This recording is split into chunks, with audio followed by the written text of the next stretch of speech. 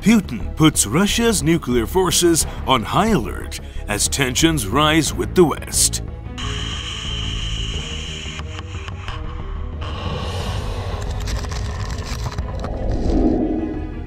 President Vladimir Putin on Sunday ordered Russian nuclear deterrent forces to be placed on high alert due to what he described as aggressive statements by Western adversaries.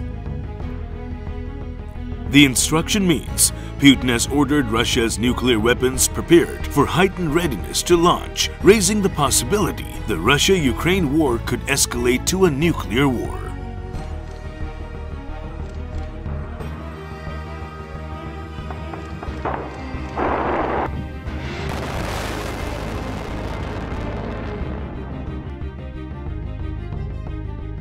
During a meeting with top Russian officials, Putin directed the Russian defense minister and the chief of the military's general staff to put the nuclear deterrent forces in a special regime of combat duty.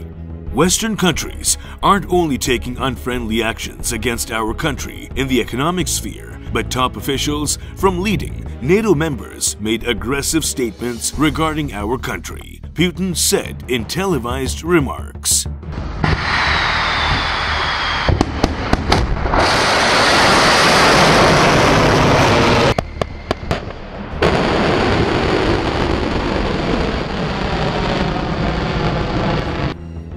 The startling measure came as street fighting broke out in Kharkiv, Ukraine's second-largest city, as part of advances that appear to be a part of a new phase of Russia's invasion of its western neighbor. Until Sunday, Russian forces had stayed on the periphery of Kharkiv, a city with a population of about 1.4 million. Russian vehicles drove across Kharkiv and Russian troops roaming the city in small groups. Videos posted on Ukrainian media and social networks showed. One video showed Ukrainian troops firing at the Russians and damaged Russian utility vehicles abandoned nearby.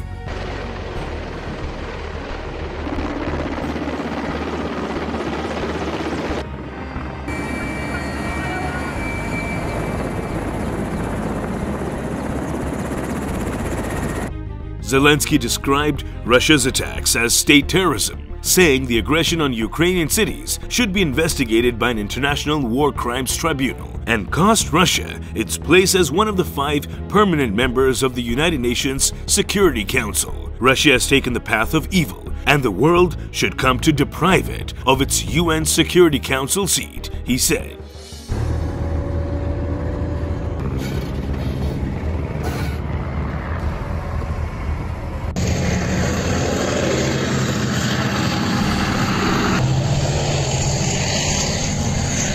Meanwhile, British Foreign Secretary Liz Truss on Sunday warned that Putin could use the most unsavory means, including banned chemical or biological weapons, against Ukraine.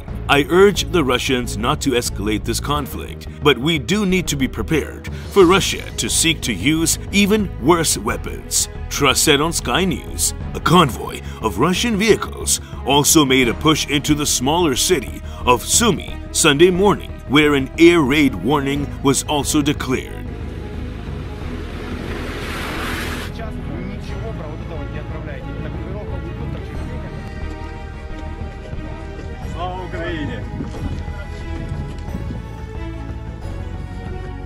President Joe Biden unlocked another $350 million in military aid for Ukraine on Friday night, a package that will include more javelins, the defense official announced. The Pentagon's latest assessment is that Russian commanders have had to commit a bit more logistics and sustainment capability, like fuel specifically, than what we believe they had originally planned to do this early in the operation, the defense official told reporters on Saturday.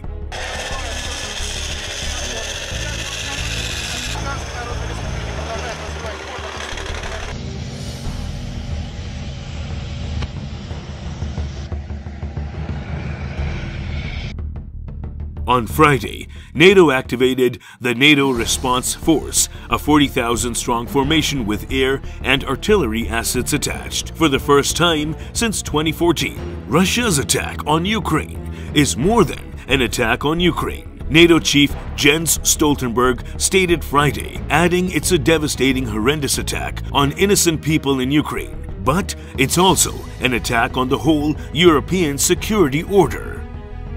On Friday, the US and its allies placed sanctions on Russian President Vladimir Putin and Foreign Minister Sergei Lavrov.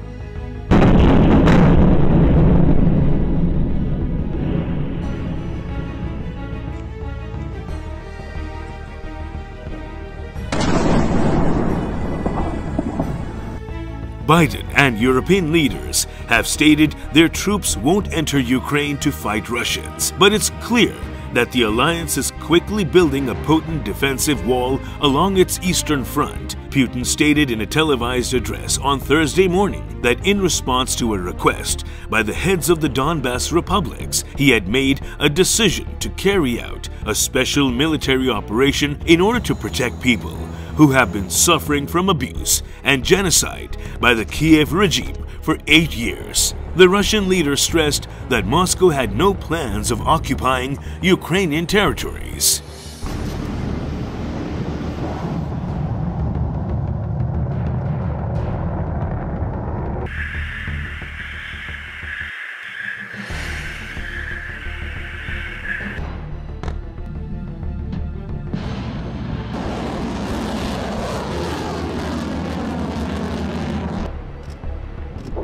Первое отдельное замечание есть.